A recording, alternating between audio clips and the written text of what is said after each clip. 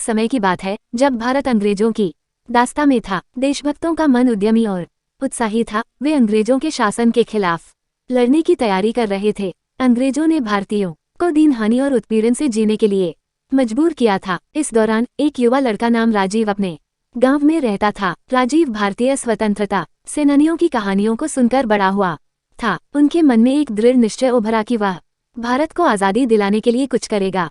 राजीव ने अपने दोस्तों को एकत्रित किया और उन्हें भारत की आज़ादी के लिए एक संगठन बनाने की सलाह दी। वे एक सदस्यता दर्ज करने लगे और अपने गांव में जागरूकता फैलाने लगे।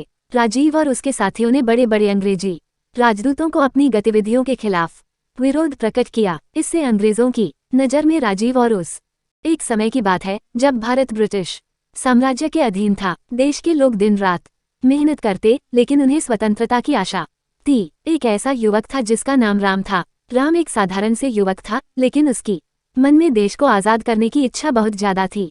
राम ग्रामीण क्षेत्र में रहता था, जहां उसके परिवार के सदस्यों की गरीबी और अज्ञानता का एहसास होता था। एक दिन राम ने एक सभा में एक देशभक्त स्वतंत्रता सेनानी के बारे में सुना। सेनानी ने बताया कि देश को आज़ाद कराने के लिए राम ग्रामीण क्षेत्र में रहता था, जहां उसके परिवार के सदस्यों की गरीबी और अज्ञानता का एहसास होता था। एक दिन राम ने एक सभा में एक देशभक्त स्वतंत्रता सेनानी के बारे में सुना। सेनानी ने बताया कि देश को आज़ाद कराने के लिए राम को इस सभा में दी गई प्रेरणा बहुत प्रभावित करती थी। उसने तत्परता से पढ़ाई की और नई विचारधारा प्राप्त की। वो समझ गया कि अगर वो और उसके जैसे युवा